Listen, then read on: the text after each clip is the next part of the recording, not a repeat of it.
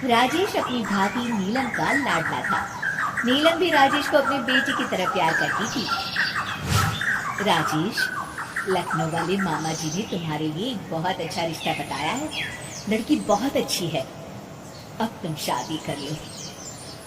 अरे नहीं भाभी, शादी तो बर्बादी है। भला तुम्हारे हाथों के खाने में जो स्वाद है वो किसी और के हाथों में कहाँ। मुझे अभी शादी नहीं करनी भाभी। राजेश की ना नुकुर करने के बावजूद घर वाले उसकी शादी करवा देते हैं, लेकिन फिर भी राजेश अपनी भाभी का पल्लू नहीं छोड़ता। वो अपनी पत्नी को बिल्कुल तवज्जो नहीं देता था।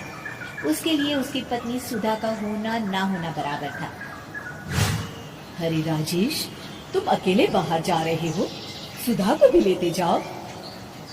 अरे क्या भाभी, हफ्ते में एक दिन तो छुट्टी मिलती है और आप वो भी खराब करना चाहती हैं। सुधा बाहर जाके क्या करेगी, वो घर में ही ठीक है। वैसे मुझे देर हो रही है भाभी, चलता हूँ मैं। राजेश की इस बेरुखी से सुधा हमेशा उदास रहती थी। फिर एक दिन नीलम इस विषय को लेकर अपने पति से चर्चा करती है। सुनिए जी, राजेश को कब अकल आएगी? वो तो सुधा की बिल्कुल कदर ही नहीं करता। अब आप ही बताइए, ऐसे कैसे चलेगा? तुम ठीक कहती हो, राजेश को सही रास्ते पर लाना ही पड़ेगा। चलो मैं तुम्हें एक उपाय बताता हूँ। फिर 2 दिन के बाद नीलम बाजार से खरीदारी करके घर लौटती है। ये लीजिए माँ जी, मैं आपके लिए नई साड़ी लेकर आई हूँ। बबलू, ये तुम्हारे लिए। नीलम सबके लिए कुछ न कुछ लेकर आती है। भाभी, आप मेरे लिए कुछ नहीं लेकर आई क्या? अरे राजेश, तुम क्या समझते हो मैंने कोई बैंक खोल रखा है या फिर घर के आंगन में पैसों का पेड़ लगा रखा है?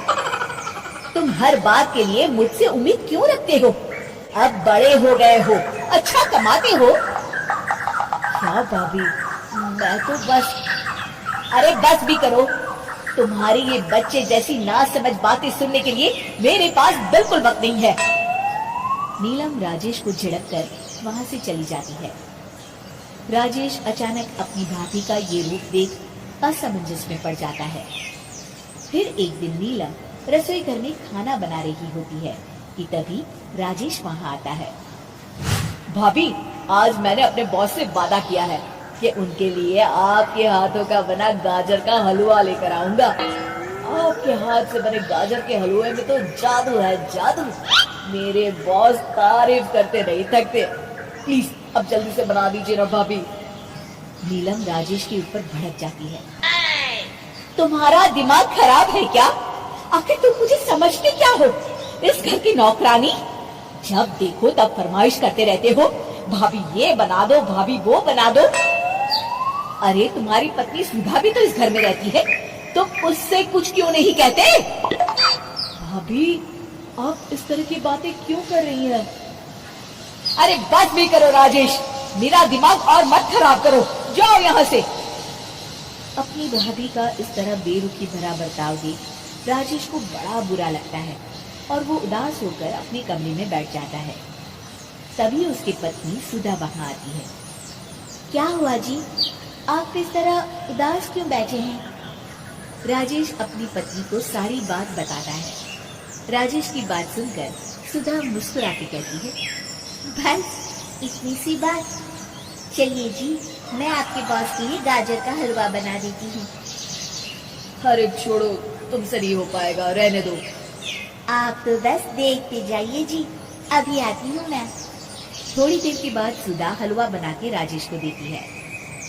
फिर राजेश अपने ऑफिस चला जाता है।